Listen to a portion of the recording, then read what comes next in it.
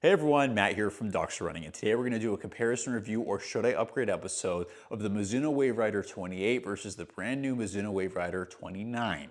Now, the Rider series has been Mizuno's flagship neutral shoe for almost 30 years now, and it's been really consistent. It's been a favorite of Docs Running since we first started testing shoes, just because it's really consistent, it's a little bit firmer, snappier, and it's always been a little stable neutral just because of the way the midsole is set up as well as the plate and how that kind of interacts between everything. And so it's just been a shoe that we knew what to expect. It's been upgraded with some foams recently, but made it a little bit softer, but you know how this shoe is going to ride. It's higher drop, it's a little bit firmer, and a little bit snappier. And so Wave Rider 29 comes around and it's completely different. Full length Mizuno Energy NXT, totally different fit, totally different ride, a soft Mizuno Wave Rider, which is unheard of. And so really the purpose of this review is to help you figure out, hey, which one of these might work better for you? If you're trying to decide between two of them, they are different shoes, so which one works better? Or if you're in version 28, should you get the old one on sale or should you upgrade to the new one? And if you do upgrade to the new one, some thoughts about things you might need to ease into. So as always, we're gonna start out with specs in my men's size 10. So the Mizuno Wave Rider 28 is coming in at 10.1 ounces or about 286 grams. Version 29 is coming in much lighter at 9.6 ounces or about 274 grams, so fairly large weight drop between the two of them. Stack height wise, things have also changed. I've seen a couple different measurements out there, so I'm taking this from Mizuno, where version 28 was coming in at 37.5, 25.5 for Mizuno's classic 12 millimeter drop, which is also, the stack height's higher than it used to be, but it's still a 12 millimeter drop. Version 29 is the first Wave Rider, to my knowledge, that has a 10 millimeter drop coming in at 39 millimeters in the heel, 29 in the forefoot, again, for a 10 millimeter drop.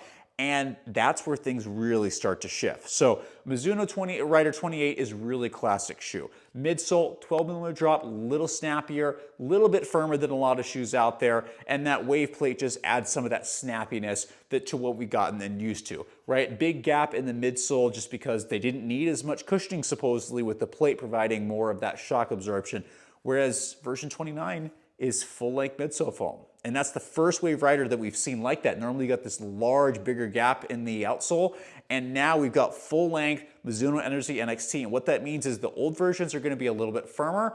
Version 29 is actually soft. It's got a soft rear foot landing, soft, very flexible forefoot. There's some flexibility in 28, but it's still just a teeny bit stiff from the midsole. There's a lot more flexibility in version 29. So if you want a softer or more flexible ride, even with the wave plate, there's a lot more flexibility even in the plate itself. So you wanted a more flexible shoe that's softer, version 29 is gonna be the better option. If you want something firmer and a little more consistent throughout, version 28 is gonna be better because the midsole doesn't compress as much, which means the 12 millimeter drop, you notice it's there.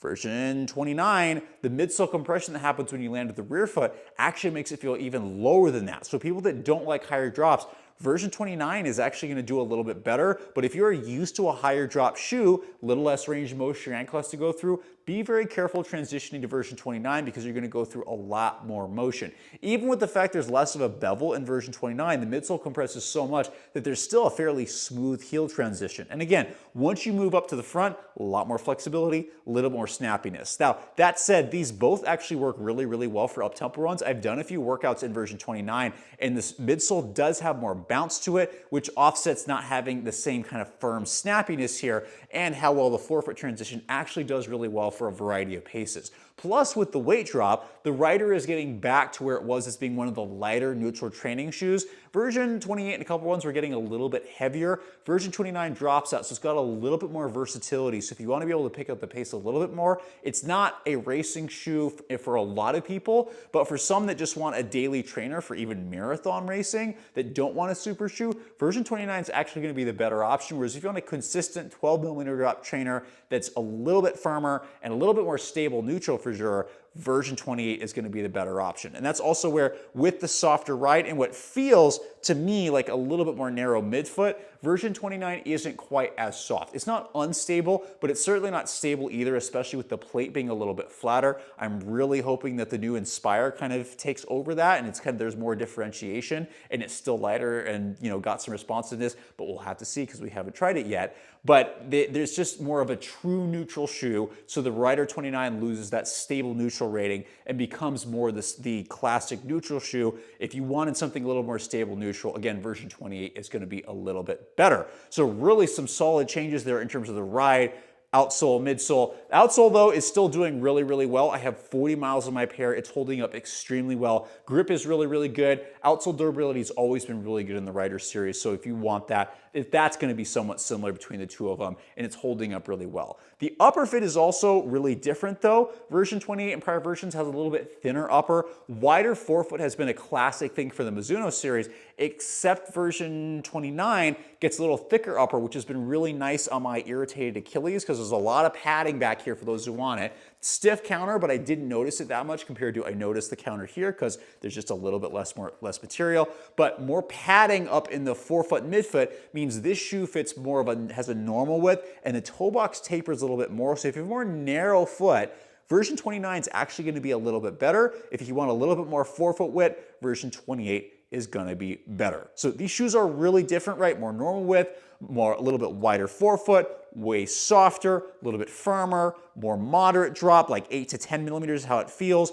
Classically high drop over in 28, firmer ride over here, although softer than previous versions, but very soft ride over in version 29. So you got to see which one works better for you. Again, if you're transitioning from 28 to 29, really make sure you work on your ankle mobility and your calf mobility because you're going to go through a lot more ankle range of motion, which means your calves are going to work harder and your Achilles tendon is going to go through a lot more range of motion. That's not necessarily a bad thing, but you just need to make sure you transition carefully. If you don't like more moderate drop shoes and you want to stay with the 12mm drop, this is actually one of the last ones on the market from mainstream companies. So older version you're going to want to hold out. Take your time to transition to the new one. They're both really, really good shoes.